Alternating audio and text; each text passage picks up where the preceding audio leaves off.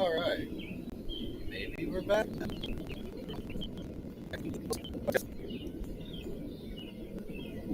Party. Today's smoke is a Black Pearl. Incredible cigar. Very yummy. Last week I had so much fun doing that penny scroll hook, I decided we're going to do it again this week. I already got started because I've had a couple of misfires on the stream.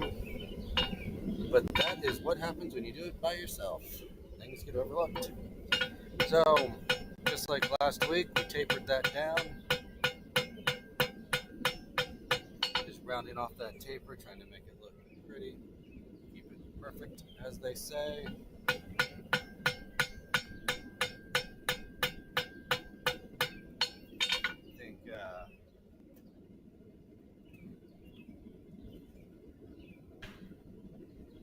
I think what I'm going to do is make up a whole mess of these penny scroll hooks and throw them up on the old Etsy shop. In case you guys like them, you decide you want one. I will throw them up on the Etsy shop and see how they do. So, yeah, but like I said, it's just me, myself, and I today. If you have my phone number, just text me your comment or your question. I'll get the other on that. So, yeah, we're just going to clean this up just a little bit. There's still some hard edges in here. Probably switch my camera. You guys even see what's going on when I'm doing that? Yeah, I guess that works kind of, right?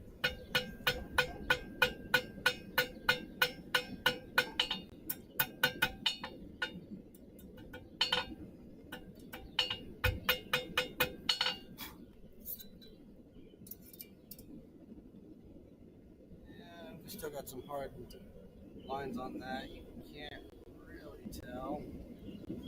But we'll do one more heat and get some of those hard lines out of there. And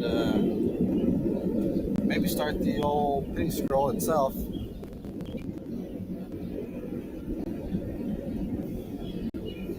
Like I said, I enjoy doing penny scrolls. They're fun. It's a very satisfying process of rolling over the metal.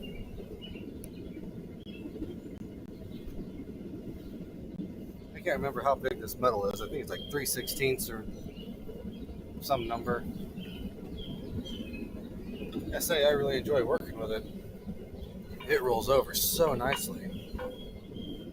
So we're going to make our center eye a little bit bigger than I made it last week because I wasn't super satisfied with the size of that. So like I said, you just roll it over the edge of the anvil, pull it back on itself.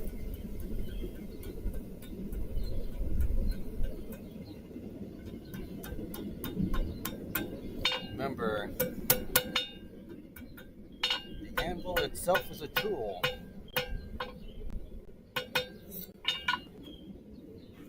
I think I mentioned in another video, but that was kind of a weird realization for me. It's kind of funny, I grew up with my dad having a full-on wood shop out in the garage. Like, no vehicles ever saw the inside of a garage growing up because that was Dad's wood shop. Just 2-car garage, wood shop, wall to wall, except for one corner where we had a pool table. So, yeah, I grew up in a wood shop. By the time I was 10, I'd built a few tree houses, 2 or 3 decks, one with a roof, and sometime around 12, 13, me and my dad built this really cool big shed in the backyard. It was really cool. Yeah,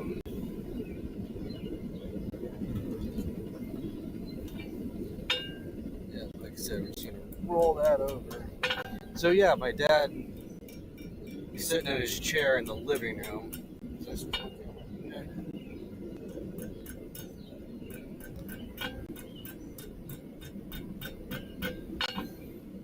sitting in his chair in the living room. He calls me over and says, "Hey Jess, come look at this real quick."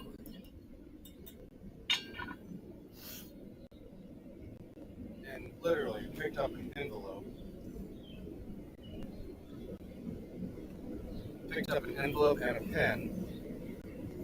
And he drew a doodle of the shack that the Beverly Hillbillies lived in before they found the oil and like moved to Beverly. He drew the shack, and he said, "This is what we're going to start building this weekend, Jess."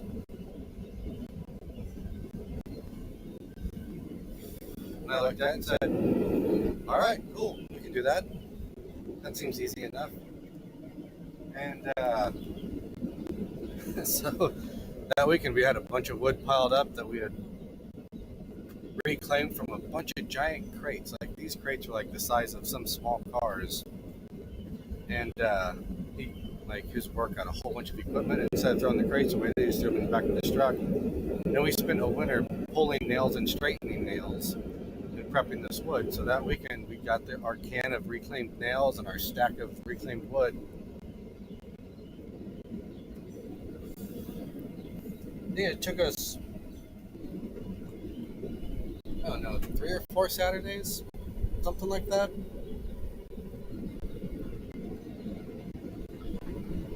And when we were done, we had built a replica of their shack.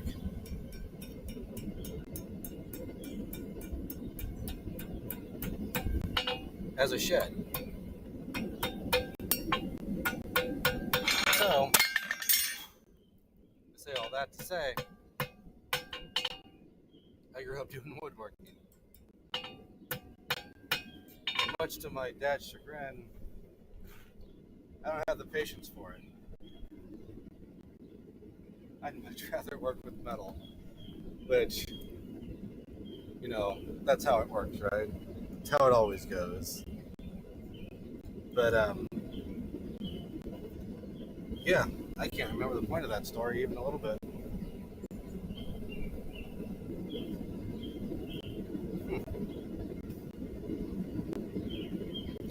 Yeah, completely forgot the point of where I was going with that story.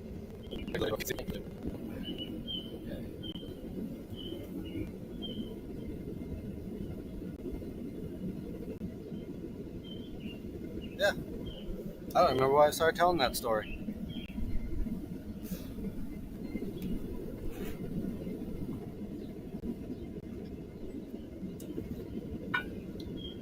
I certainly remember having a reason.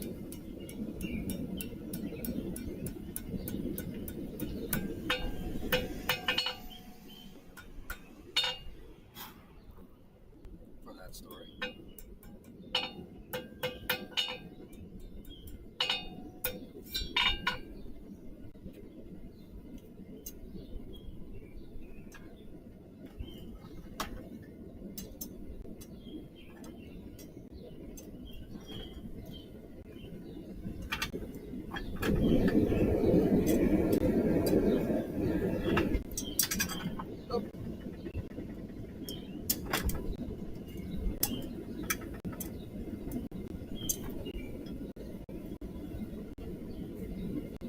Sorry about that. That took way longer than it was supposed to. Just trying to do some fire management there.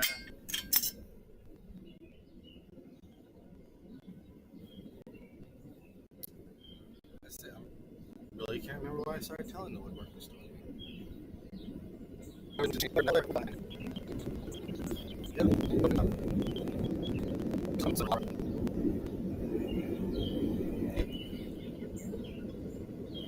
In other news, as much as I enjoy my nifty forge, which you guys can kind of see there, the other side of my anvil, as much as I enjoy this forge, I think I might be time to upgrade. It's been giving me fits.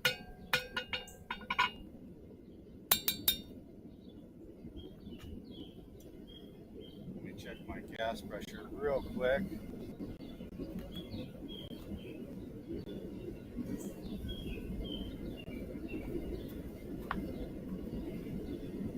Not running out of gas or anything, it's just acting the fool. So we got a second person on the stream. Welcome to the stream, glad you're here. There's a better app to manage YouTube streams so you can see actually who's there. Leave a comment, let me know.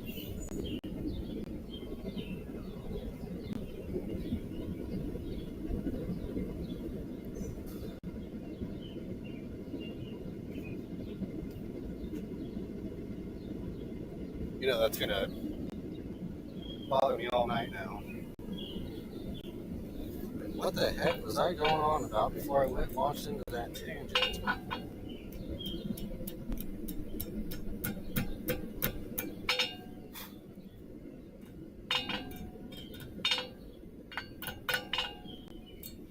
I was thinking about that penny scroll there. I don't know if y'all can see that. Yeah, you can kind of see it. I think we'll do at least one more wrap. I'm not going to look at it. We'll do one more wrap around. And see what we think about it.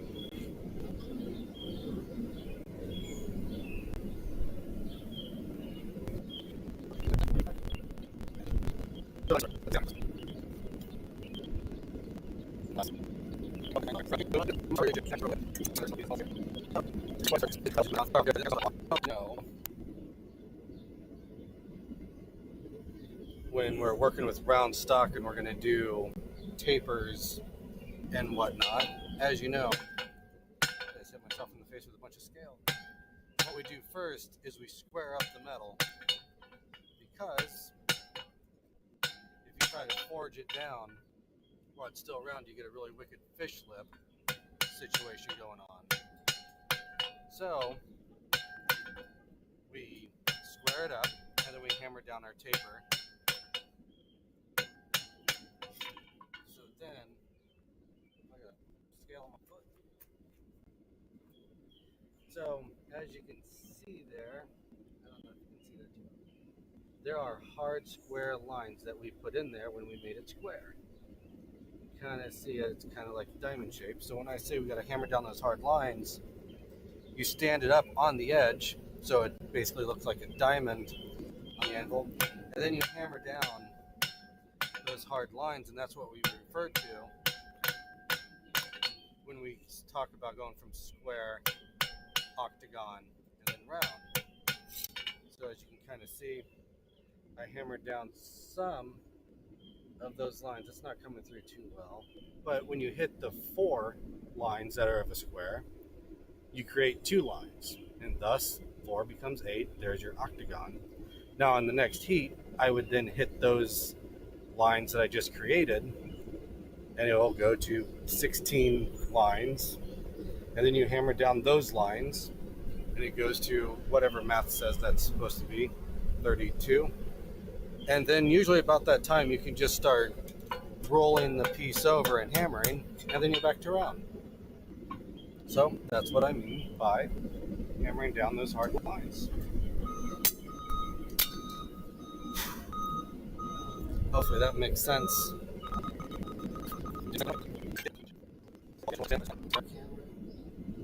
Boop. Yeah, I think so. Cool. So yeah, we're back to our penny scroll here. I've been talking too much, so I lost most of my heat, but we'll see if we can't get some work out of it here.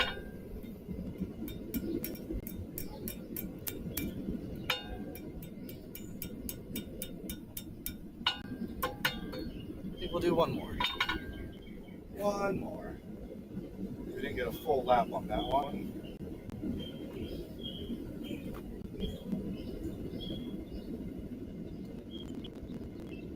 So yeah, that's that. So funny story, if I may. I mean, you're here, so we gotta ramble about something. So I grew up with a pool table out in the garage for all of my teens and preteens. And so after school, if I wasn't being a nerd on my computer or out skating around with my friends, I was in the garage shooting pool with one of my buddies that, amazingly enough, we still hang out regularly. But we'd shoot pool all night long. And during summer breaks, if the weather was nice, we'd go out skating all day long. And then when the street lights came on, and we elder millennials had to be home, just like the Gen Zers or Gen Xers, excuse me.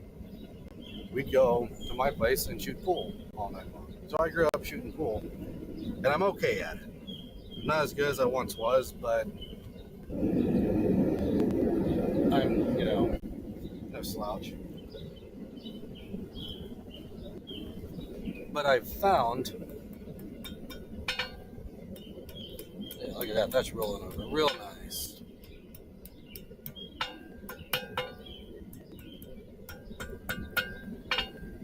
It rolled over real nice, didn't it? Amazing how well it rolls over when it's hot. Which is kind of the point of blacksmithing, is to get it hot, right? What do you guys think? Throw that out there. Looking pretty good.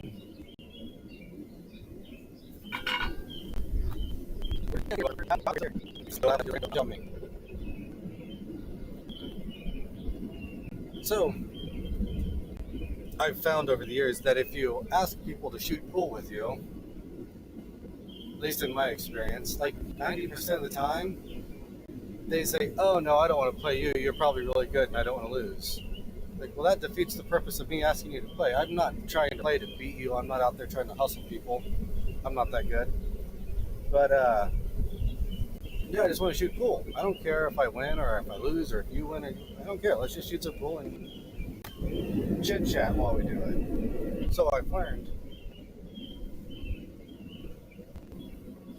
It's a little underhanded.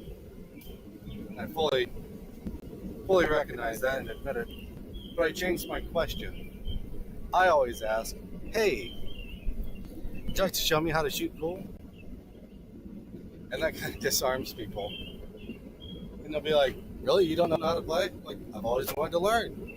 Which is fact. And everybody can teach me something, right?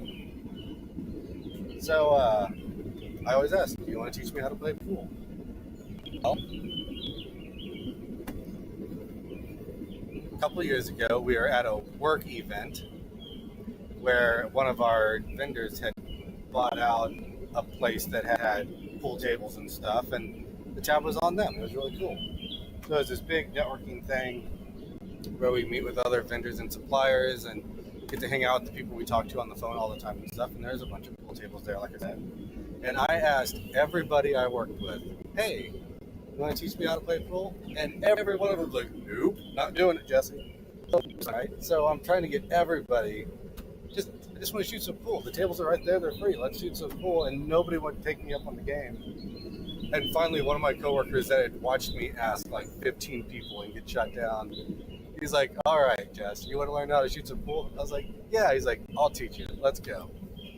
So we go over to the pool tables, and he just picks up the rack, racks up the balls, because again, I'm asking how to play, so he didn't think I knew how to do that. So he racked it up, and he said, "Do you want to break?" I said, No, how about you break?"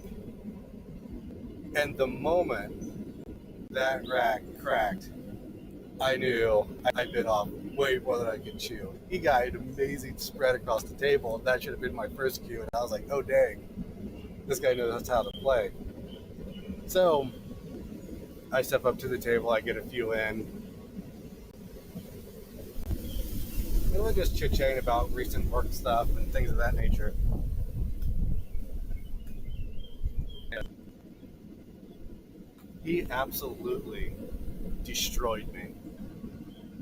Just absolutely destroyed me. We're going to do one more round, because why not? Or at least another half a round. So he just absolutely destroyed me on that game. Just annihilated me. And so he's like, "That wasn't your first game, was it?" And I said, "No, I just say that to get people to play with me. I just really wanted to shoot a game of pool. I said, that clearly wasn't yours. And he kind of chuckled, like the game wasn't quite over yet. He was on the 8-ball. And he just kind of chuckled and 8-ball corner pocket and expertly put that 8-ball in the corner pocket. He just kind of shrugged. He goes, I played on a league for 11 years. Rack 'em up. And I just got such a huge kick out of that. Like, this dude totally just destroyed me. And he played on a league for 11 years. So I picked the right teacher. And holy heck, did he teach me a lesson. We played 3 games that night. The second game, I stepped up to the table like 2 or 3 times. He just destroyed me for 3 games. I'm like, all right, that's all the lesson I could take for tonight. He just kind of chuckled and laughed, and we went back into the rest of the party. But yeah, that was just a good time. He just destroyed me. He'd been in a league for 11 years. Like, well played, sir. Well played. The cigar's about giving up the ghost on me here.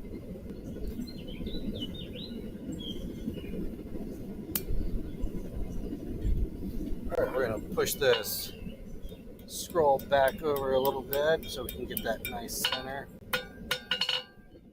See how I did that? Just held it off the edge. And so here's the big thing about this one, and this is a thing where we all screw up often on it, is when you're doing something like that, just light taps. The old man says, to it, not through it. And he's 100% on that one. Now, I could have quenched it and, quenched off part of it and then bent it down and not destroyed my penny scroll. But had I just blasted that while it was hot, it would have completely destroyed that penny scroll.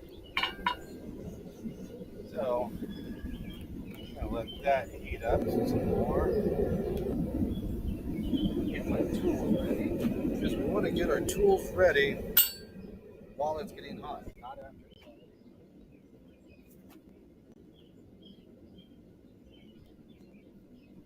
So, I mentioned it before, and I will say it on every stream if it helps somebody.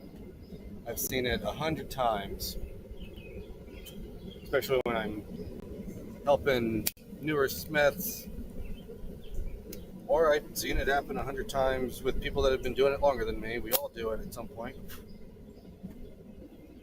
Is our piece will get nice and hot, we'll pull it out of the fire, and we'll get here, it's like, oh wait, I need that tool, or oh hey, I need that tool, or hey, I need that tool, and now you're holding a piece of metal that's rapidly getting colder and colder and colder while you're digging for tools and stuff. And I think you can kind of see it over there. That's my tool bucket where I keep all the stuffs.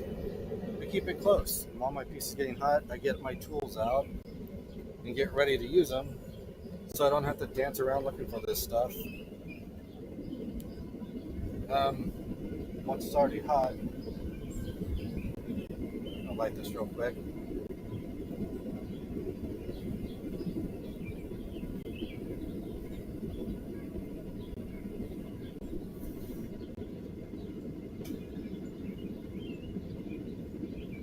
Shore up that heat a little bit since I wasted some of it on my cigar. Which is a nice thing about blacksmithing and smoking cigars, is you're never too far from a lighter, which is nice. Alright. So we're going to decide how far down we want this hook to actually go. I'm thinking we're going to go to about there. Why not?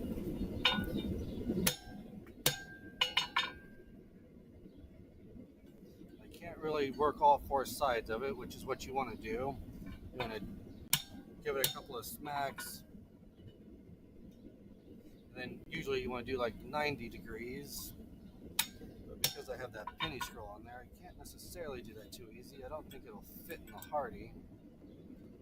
I guess I could have held it off the edge of the anvil. I want to do my work over the center of the anvil where you get most of your power from.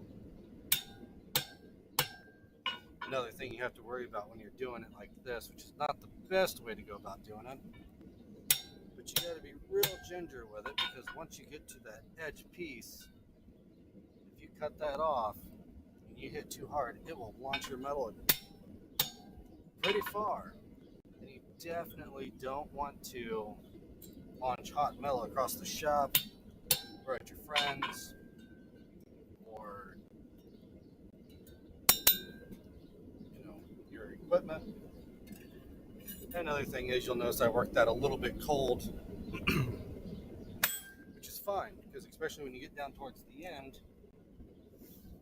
you want it a little cold because that'll make it brittle and then you can snap it off real easy like I just did. So kind of telling myself to explain why you don't want to do it the way I just did it is you can kind of see it's got a little bit of a rag on the end there, like just like a nasty piece where it didn't break off clean. So we have to fix that.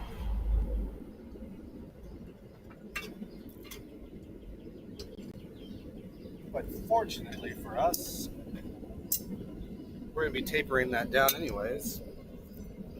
So the rag will kind of disappear. And it'll be fine.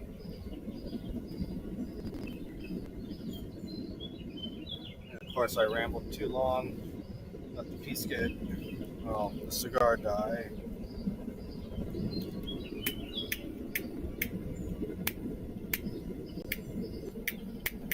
I love these lighters. They're my favorite lighters.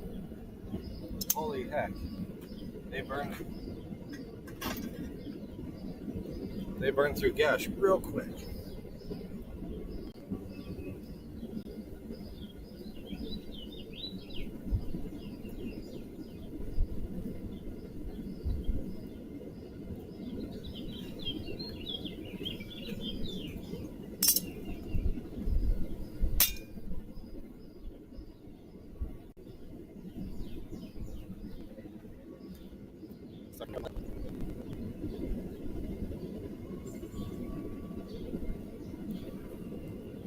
And we're like right at the 30-minute mark where I usually like to shut these down. But it'd be nice to finish this off, so let's see if we can't get this finished off.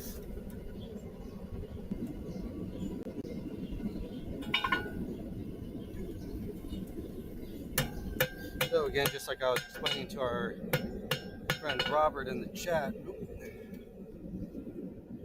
we're going to square that piece up and create those hard lines I spoke about earlier.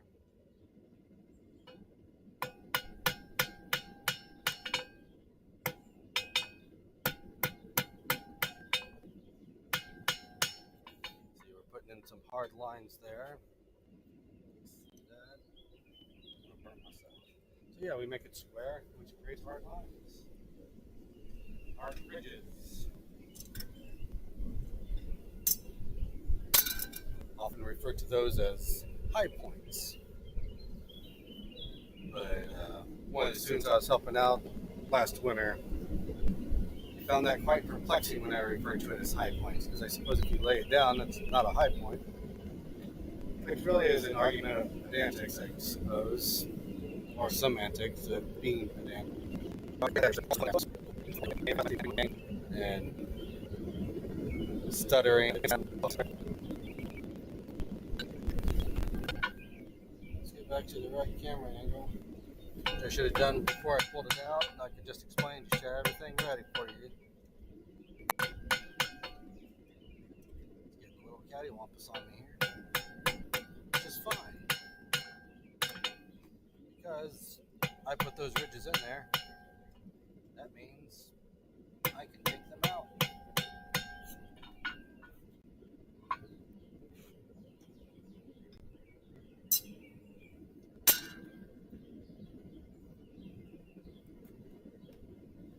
It'll be fine. Jump in there. It'll be nice though.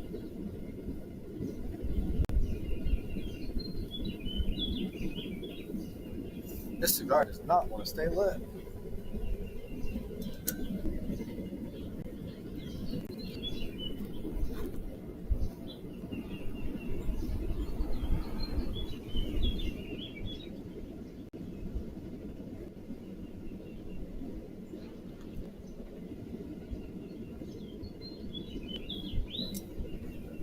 if you're not old enough to smoke, don't smoke. And if you don't smoke, don't smoke. But that's not going to stay there. But shameless plug. If you do smoke, and you smoke cigars, then you clearly need a cigar rest to set your cigar down when you go make yourself a new drink or hit the head or something. So if you need a cigar rest, brimstoneforge.us. You can get some pretty fancy cigar rests there, made by yours truly.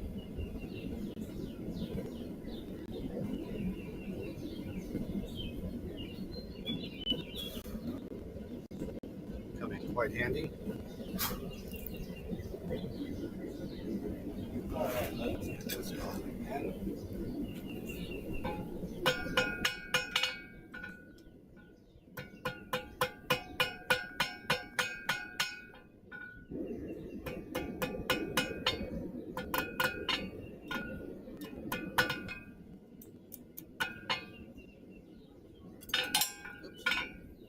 Would not be a Jesse stream if I didn't drop it at least once. Let's get that back in the fire. Forge is acting weird some more.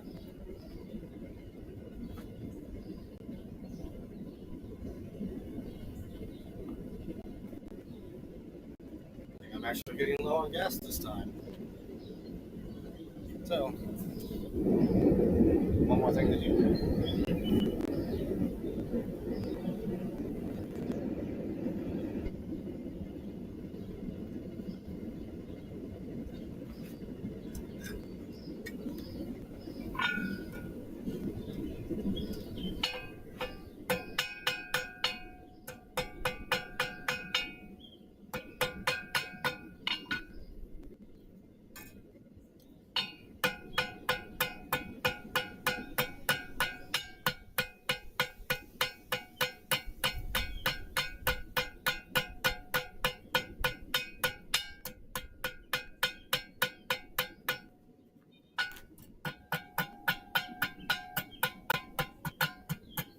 Coming over here to the horn, because I was running into my tongues kept hitting the anvil, making it real awkward to roll around. So I'm just coming over here to the anvil, the horn, where it's much smaller, so I can get in there a little easier.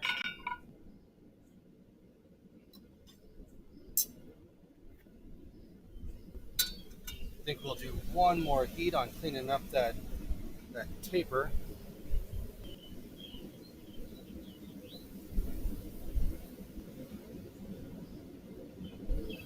And then maybe we'll roll over the little decorative curl at the end of it so it's not something pointy that you try to hang your keys up on it and you jab yourself with it. That's unpleasant.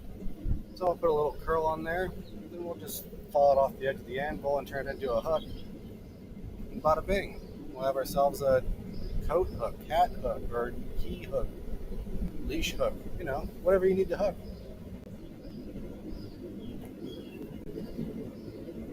Wouldn't use it for fish though. Probably wouldn't be a good fish hook. But I've never tried, so what do I know? Ding. Alright, over here on the horn again, because that's much easier.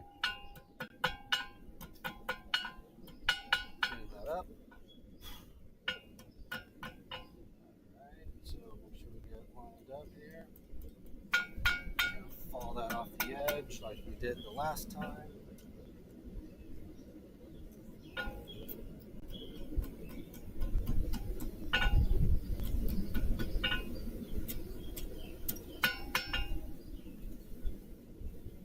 Probably fall off that way.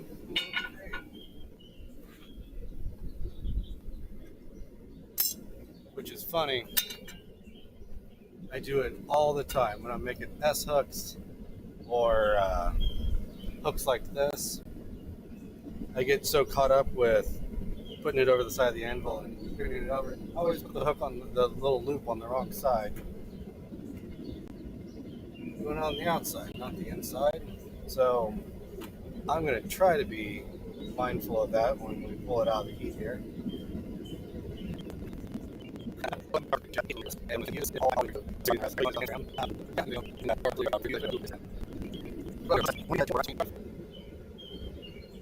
That you could hook up fish with it. Alright, let's see if we can get this right. Pretty sure this is the direction I want to go. So we're just going to fall it off the edge of the anvil here. I'm using the right camera here.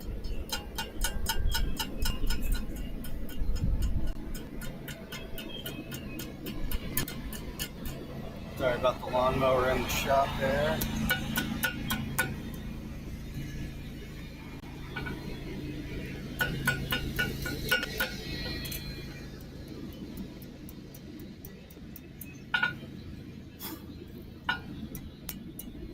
Not a bad little hook. It turned out quite alright, I would say. I don't know if you can see that. Now, if I can find it, and it's fine that that's going to cool down a little bit. If I can find my wax.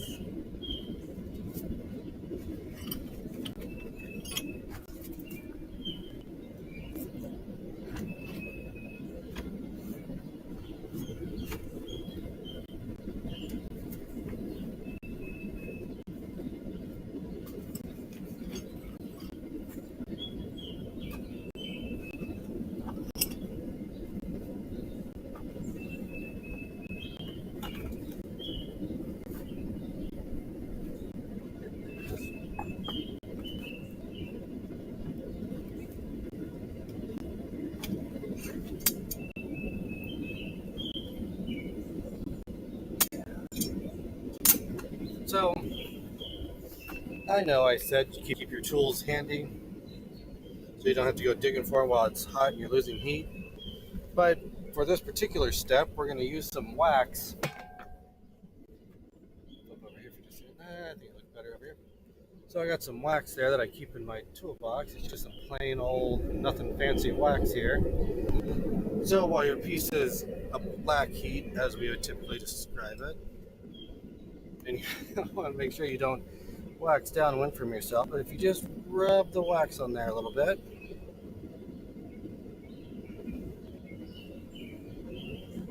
that will put a bit of a seal on your piece, so it is less likely to rust right away.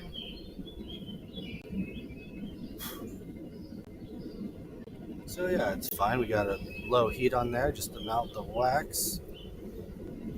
Put some wax on my anvil in the process, which will make it smell real nice when I hit it with hot metal later. So there we go, guys. A nice little hook. I guess you can't really see it that well. There we go. Nice little hook. Doesn't look too bad. Not bad at all. We got that hole. I don't know if you can see it through the middle there, but there's a big enough hole to slide a nail through or a screw. So yeah, there is our nice little garment hook, hat hook, or whatever hook. I'd like to really appreciate Robert. Thank you very much for getting on demand. I really appreciate you coming by. Please leave a comment, hit me up online on any of the Instas or the social medias or whatever. Let me know what you think, questions, comments, anything like that. I'm going to go ahead and shut down the stream today. Again, I really appreciate you all showing up. You guys have a great night. I will see you next week, same time, same channel. Have a great night.